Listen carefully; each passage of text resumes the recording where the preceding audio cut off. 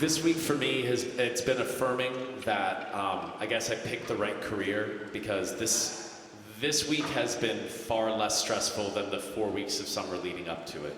And I was joking with the musicians, but I'm serious. I think I'm just looking forward to school starting, because that will be more relaxing. I know that doesn't make any sense at all, but it's been that kind of a summer. But it really has been a joy. A lot of the young people up here I know. Some of them I didn't know, and I've had a chance to get to know them. And I mean, when I said my only regret is only having 4 days and having to share them with some great teachers.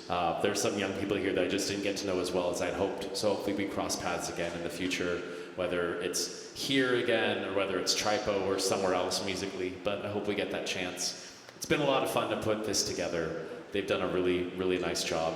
Seeds for something like essentially 4 days of rehearsal and then performance. They can't be planted on Monday. They have to get planted way ahead of time. And I know a lot of these young people looked at the music with teachers. Some of them got acquainted with teachers just specifically to look at this music.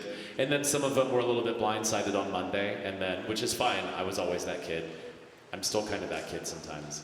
And then I have to, you kind of have to play catch up and get back on. Everyone's done an amazing job. So it's been a lot of fun to put this together. We are playing Bach with both groups on purpose, and I just think it's worth noting. And we talked a little bit about this yesterday.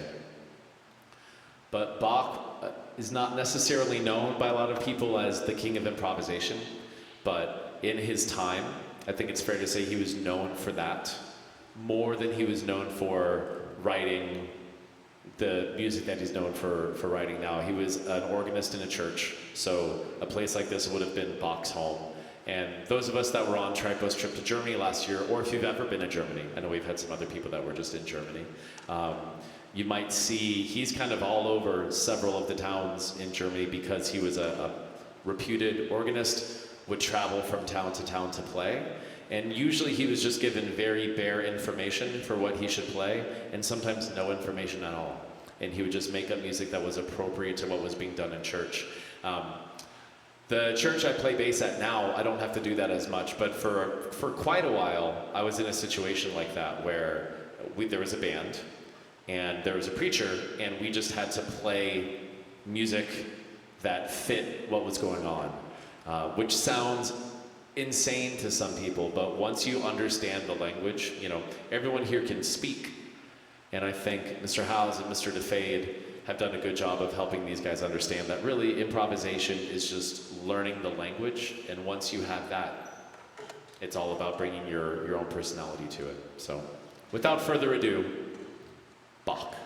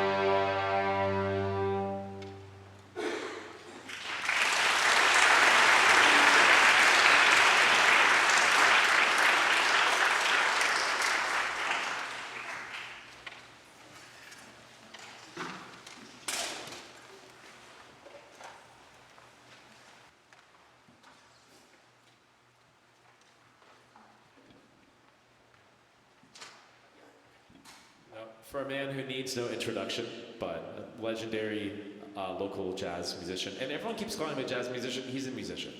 He happens to be a very good jazz player, but Mr. Eric DeFade.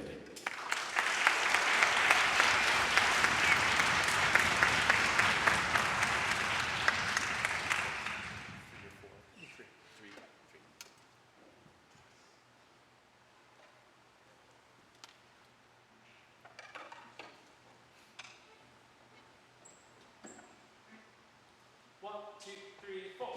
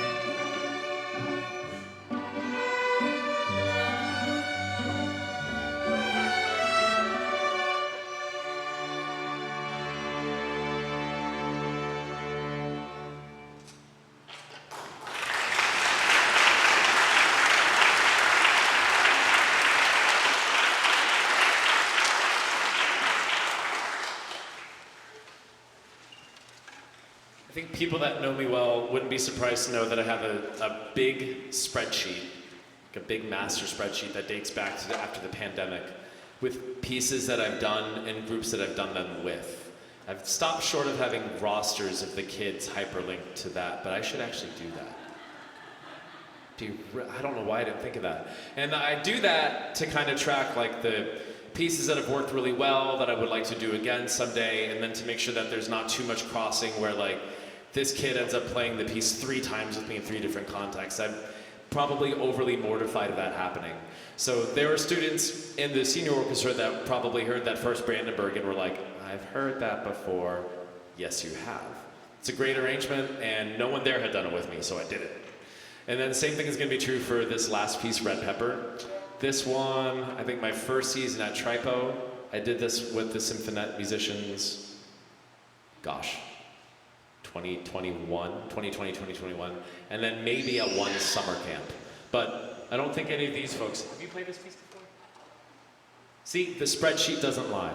So this will be our last piece before we bring Mr. Howes up. We hope you enjoy Red Pepper.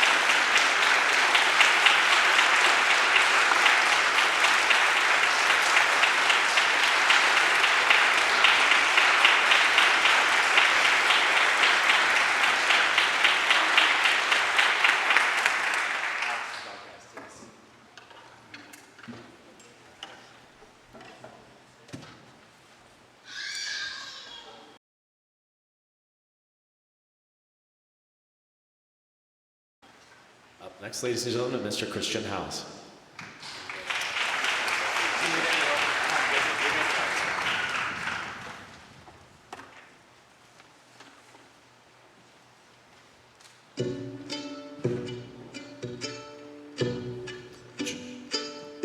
All right, you guys doing good?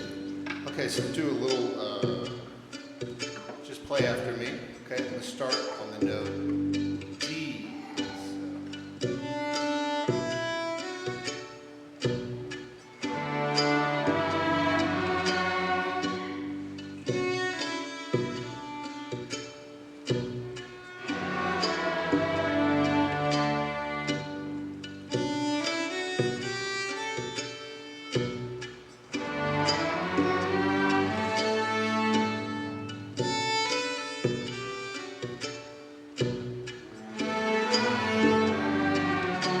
Nice.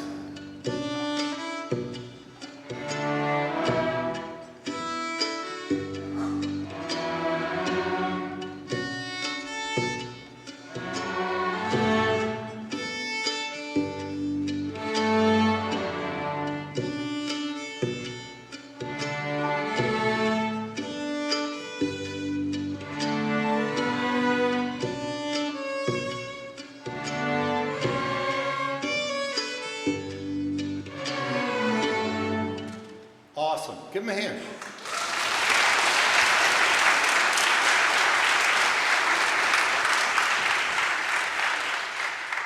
I like to call this an informant. So, all those notes in the D major scale, pick one in your mind. You got it in your mind? You got it? You got it? And let's just play that on cue. Ready?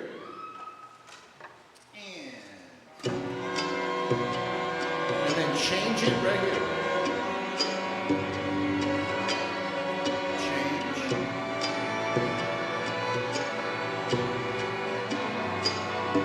Nice. A little faster.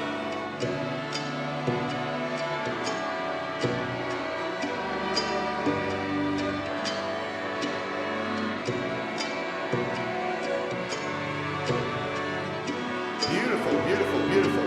Okay, let's try a rhythm. That rhythm. And then but let's change the notes. Same rhythm, your notes. Same rhythm, your notes. Again.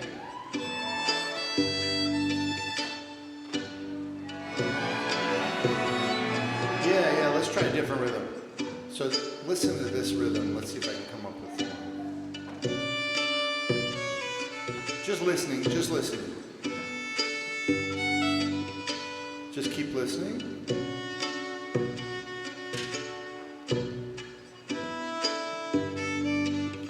Your notes, that rhythm.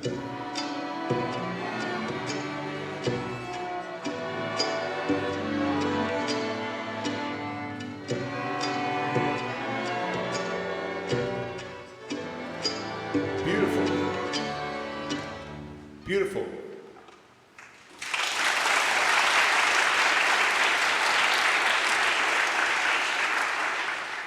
We did a lot. It was a blast. One of the things we did was playing by ear. Another thing was playing with using the major scale and the pentatonic scale as a basis for improvisation with different parameters. Another thing was rhythm. Let's just show the rhythm thing real quick. Are you guys cool with that? Show me, first of all, show me down up. You just play down up. Perfect.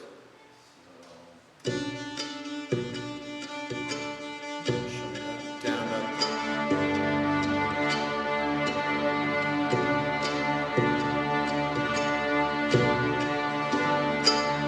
Nice, nice. Now check it out. We'll play. And then Ghost 8. With me?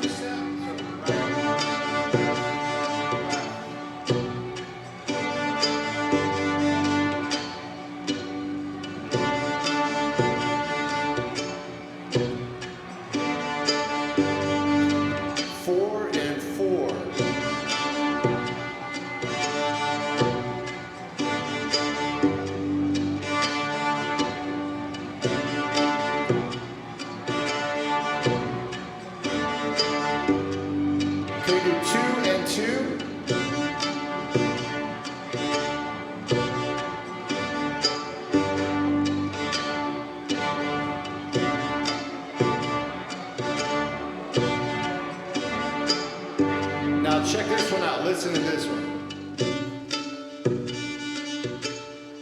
Let's down, up. With me?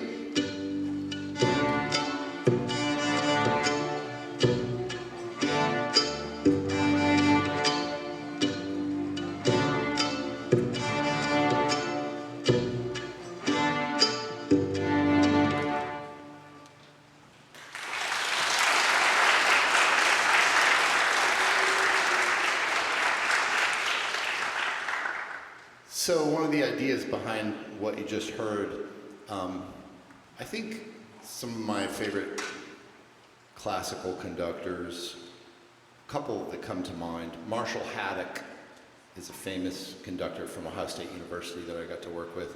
Also Markand Thacker, who recently retired from the Baltimore Chamber Orchestra. Both huge mentors of mine as a classical musician. And they always talked about, one of the biggest challenges actually in orchestra is actually rhythm. It's one of the biggest challenges for classical musicians, I would say. And most people who are on both sides, both worlds, kind of know that like classical musicians feel rhythm in a certain way and groove musicians feel rhythm in a different way. That's a consensus on that. And obviously it's just as a result of our training, or as you might say, the culture of education, whatever cultural educational system you come through. And I tend to think of not just as, not just jazz studies or the jazz canon versus classical music, but I think there's this other world that used to be called the participatory culture of music and music education, which is another way of saying all the music in the world. The music of churches, the music of different communities, different countries, different places, And so I'm a real believer in, that, and I said this at my concert, that we're more the same than we are different. And so when I come in to teach improvisation, it's not about, let me teach you about the difference of the style of R&B and Appalachian fiddle and talk about the differences. It's talk about the universalities. It's like harmony is universal. Like groove is universal. And actually creativity is sort of universal too, in a way. The principles of creativity, they can be distilled in such a way that we can speak to them across all these different styles, even accounting for differences, right? So, and that's a good pivot. I didn't plan it this way, but let's pivot into talking about creativity and showing you some of the things that we did just working with the creative process. Really separated from stylistic constraints, harmonic constraints, technical constraints. What would it look like if we just broke creativity down to elemental forms? Elemental forms. So one of my favorites is the free note. Can we do the free notes? Ready? Free note? Any note.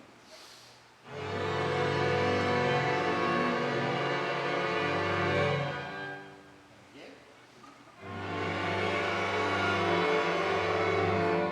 Now different note.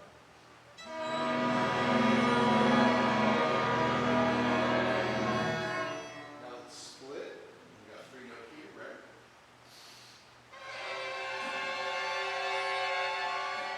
This side.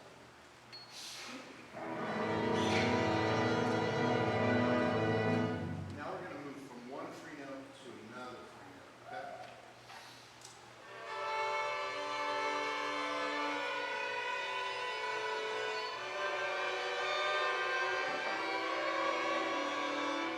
And same here. Ready?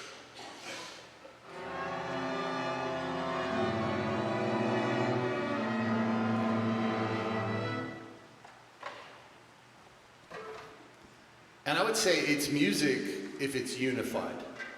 If we play together, if we play balanced, if we're listening, then it's music.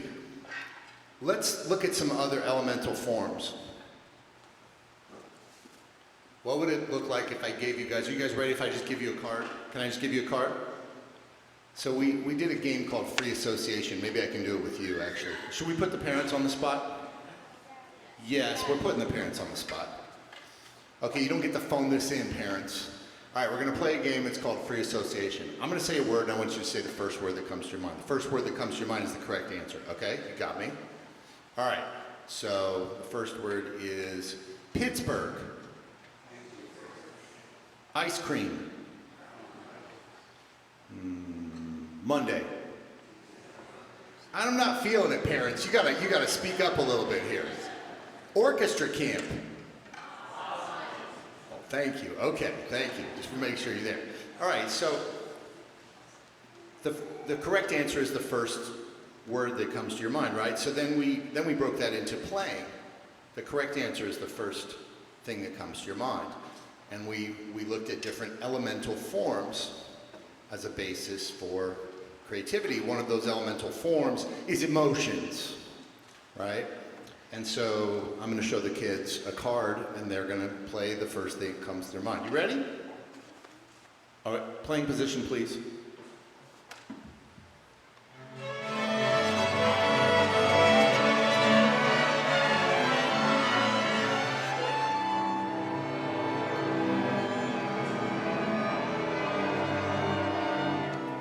And another category of elemental forms is,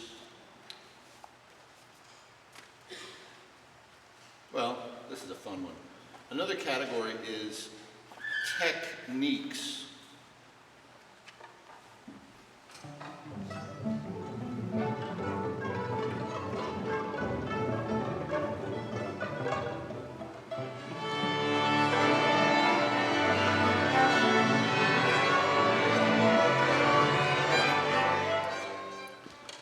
Another category, and I only have 4 categories, don't worry. Another category is what I call musical elements. And by that I mean the elements of music which cannot be broken down further. Now the difference in, which you might find a lot of times with people who teach improvisation, is that they'll require or ask students to improvise against forms that require more study. If they were to try to play over a blues or to try to play over a chord progression or a certain groove, it requires study. But this doesn't. We intuitively understand these elemental forms. So an element of music might be this.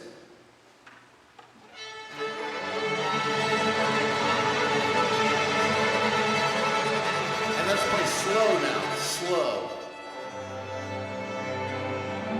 What about high? And low.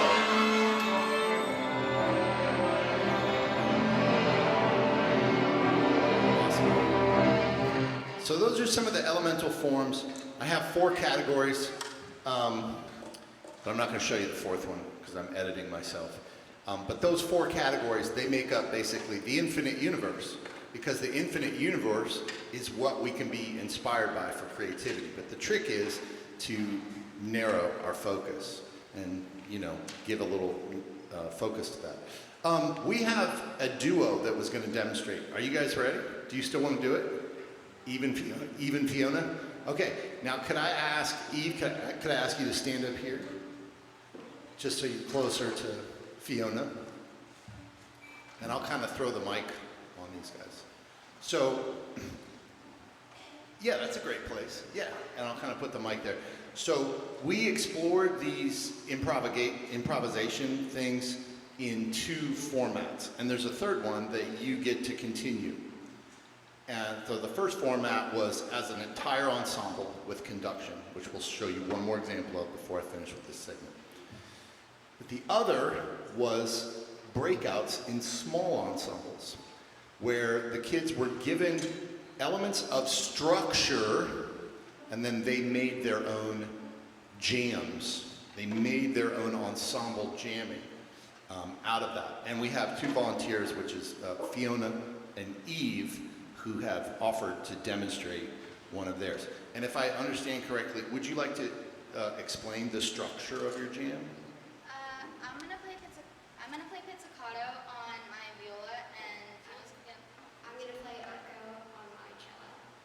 so pizzicato and arco. Those are the structures. Please.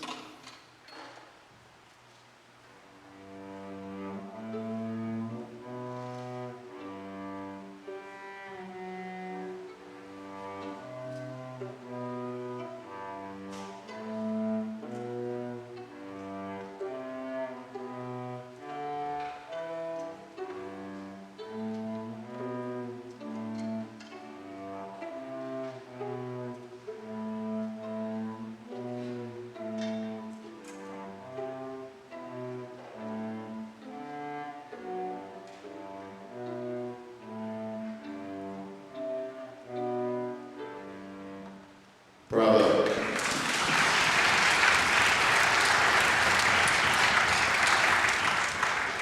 Okay, and for the grand finale, and we're skipping a lot, because I'm editing myself. We've got a few volunteers that are going to conduct. So who are the volunteers? Okay, right here. And if you're not a volunteer, who are our conductors that want to conduct? Yes, come on up, Lippy. We have a couple more. Yeah, come on up. And do we have one more? Who's that? Are you pointing? You? Yeah. You want to come up, Pete? Yeah, great. Okay, we got 3. Bree, right? Bree, Lippy, and Eve. Yes. So, do you guys want to grab some cards? So the conductors, they've learned a lot of signals and instructions, and they also know that they can use the cards, and they can also just give verbal instructions to basically conduct the orchestra. And I think what we're going to do is we're going to divide the orchestra into 3 sections. So vaguely, we could say, Lippy, maybe you can have the left section. Bree, maybe you can take the center. And Eve, maybe you can take the right section. And just watch out for all this gear. Would you be comfortable standing up here? Or you? Because I think they need to see. Just be careful. Yeah, you can even get up in there. You want to stand up there? And then, just do what you need to do. Okay, now I'm going to count you guys in. This is a world premiere. All right, you guys ready? Playing position. Conductors, are you ready? 3, 2, 1.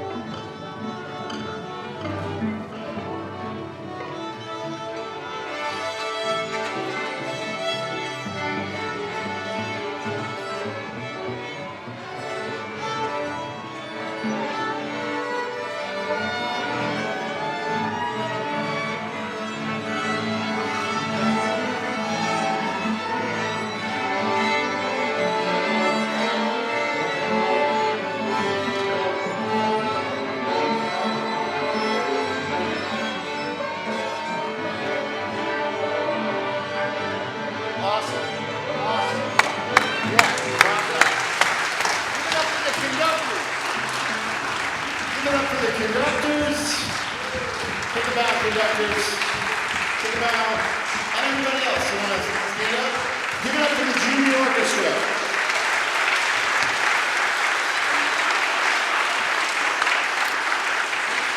Awesome job, guys. If you would like to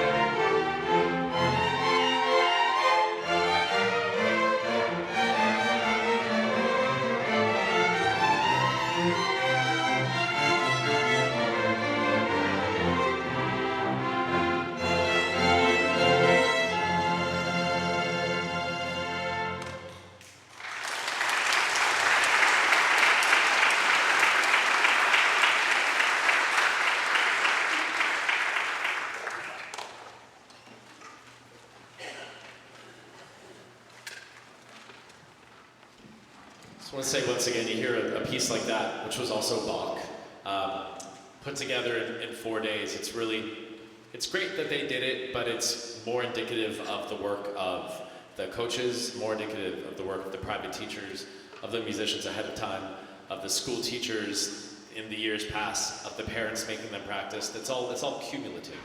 So for them to be able to do that was really a representation of the cumulative work of hours and hours and hours and months and years of work that they've put in and that you've put in with them, for them to be able to pull something like that off in 4 days. So round of applause, please.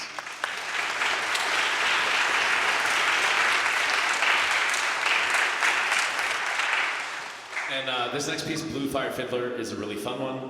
It's a composer I come back to at least once a year with some group, Soon He Nubel, and I think it's the class of 2026 did this in 8th grade, if I remember that correctly, at Mellon. So I hope you enjoy Blue Fire Fiddler.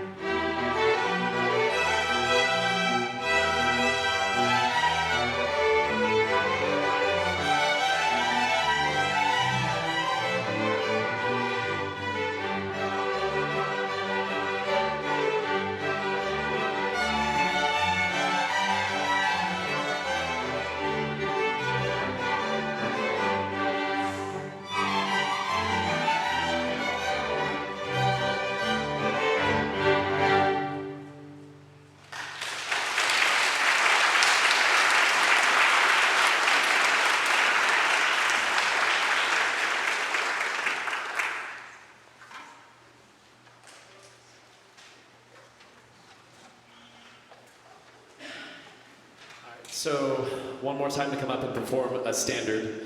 Another name for a piece of the common jazz repertoire is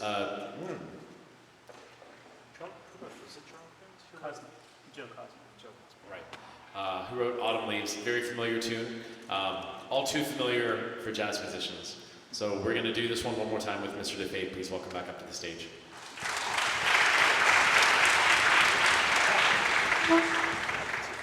And you'll be treated to solos by Ricky on viola and Paxton on violin as well. And they will stand up for their solos. Awesome. All right, here we go.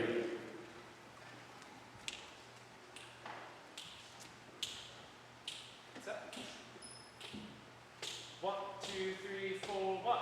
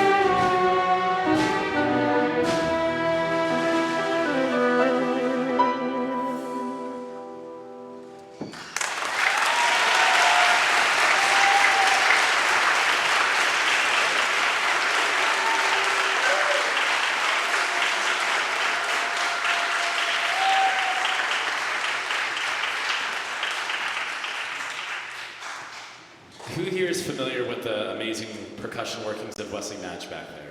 But probably a lot of us, right?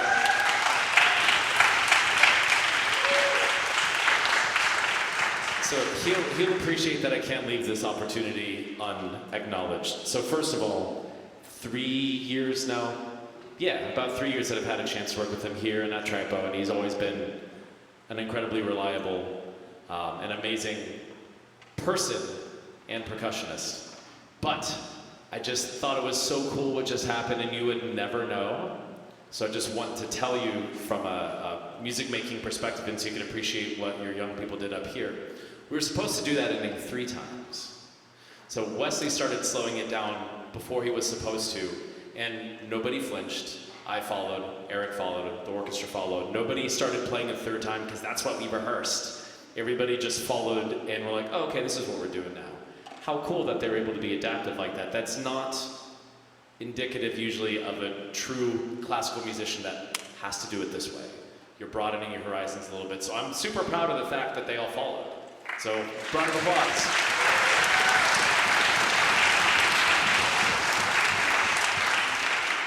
I actually slipped Wesley a couple extra bucks to make that mistake on purpose, to see what would happen. We hope you enjoy our last piece.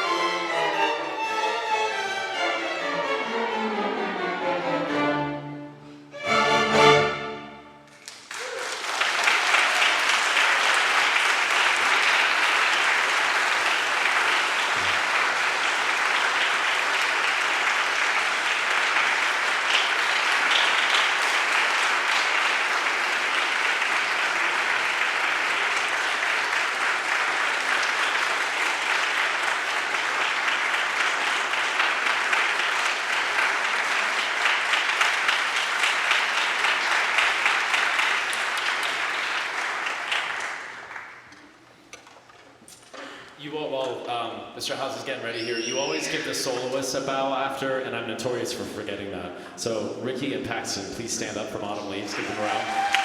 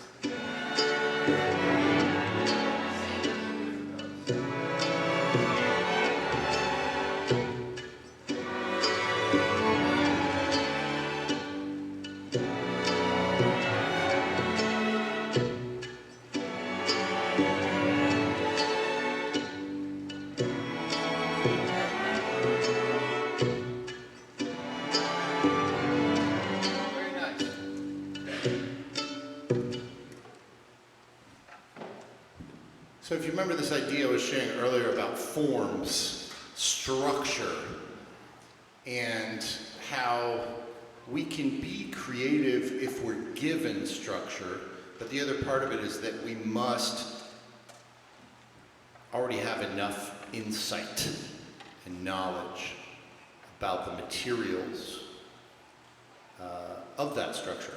So for example, the materials of a structure could be the major scale. And we think we know the major scale, but we don't really. You know, so the first thing you heard was a sequence, which is analogous to a question on the SAT that every kid gets when they're 16 or 17, which is complete the sequence. 1, 2, 3, 2, 3, 4, 3, 4, 5, 4, 5, 6, 5, 6, 7, 6, 7, 8, 7, 8, 9. Congratulations, you can go to college if you want to. Not that you have to. So we were doing that with using notes from the major scale, which is a way to learn the major scale better. And then once you know the major scale better, then you can improvise with that scale. And also, but only if you're given very clear constraints. Clear constraints. So sometimes people come out, you play whatever you want. It doesn't work. It's like you ever try to, what about you? What about you, mom, you, dad? You ever try to think, oh, I'm just going to do whatever I want today. How did that turn out? No, it works out a lot better if you got some structure. It's like I'm going to take these 2 hours and I'm going to exercise. I'm going to take this hour and I'm going to meditate. I'm going to go to work for these hours, right? So anyway, I'm going to show you one other thing with this advanced group, and then we're going to bring the junior group for the grand finale, or the pretty finale, whatever you want to call it. So beyond the scale, there are some situations where we really need to understand the chords, and this is one of the big blind spots for us as string players, because we play these one-note instruments, kind of like the saxophone. But that's one of the things that jazz musicians and functional musicians on, solo instruments, they learn to understand all the chords, all the harmony that's going on. And so we found a way to do that, and we're going to demonstrate with Pachelbel's canon by turning it into different grooves. And we're going to start with, this is only we're going to take another 5 minutes, and then we're going to have the kids, and it's going to be about 7-8 minutes when we're done, all right? So what if we turned Pachelbel's canon into a Appalachian fiddle groove, right? We can have the same progression, but we can change the rhythm of the inner voices. And then if we can access those chord tones, then we can improvise our parts. Let's just play the bass line, pizzicato with me, D, D, D, D.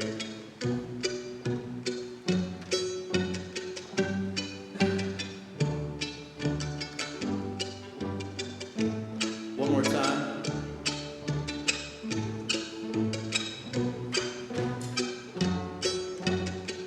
And then accessing those chord tones, let's play the run pony, let's get the inner voices with me.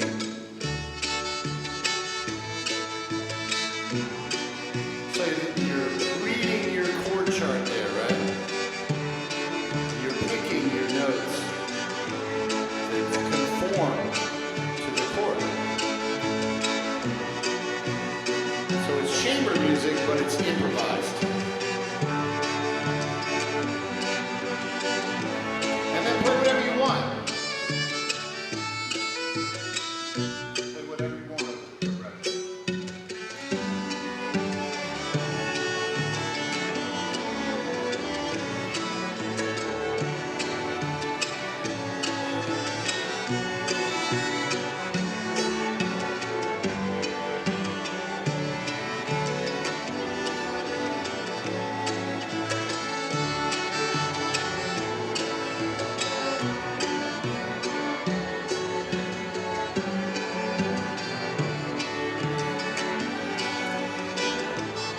Nice, very nice, very nice. Give it up for them.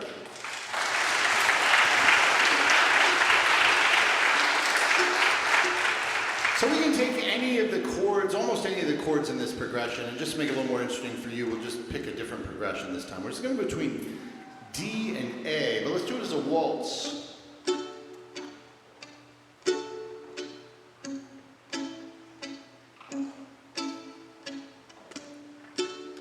So again, let's start with the bass line. So if you guys can just pits with me, we pits the D twice, and then the A twice.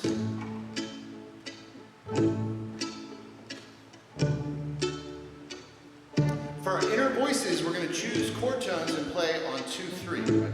2-3 with the bow.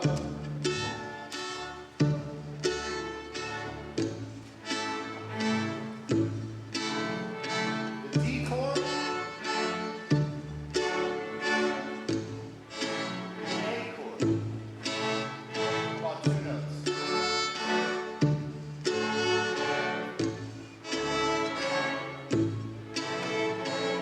The D chord. Yeah, any note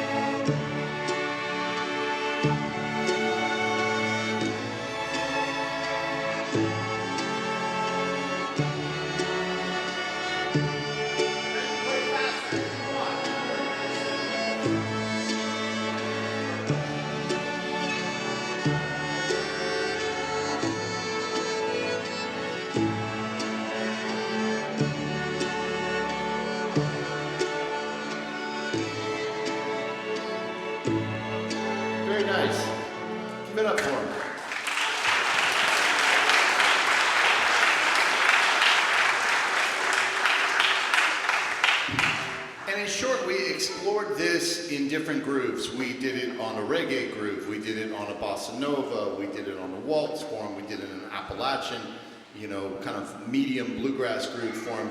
Because when you do that, then as I said before, you see how much is the same and what exactly is different between these different styles. In other words, you can have the same harmony, but you're just changing the rhythm of the inner voices, you're changing the rhythm of the bass line, and that's creating different rhythmic forms, different styles. Well, I should say different rhythmic forms, which is different than different styles.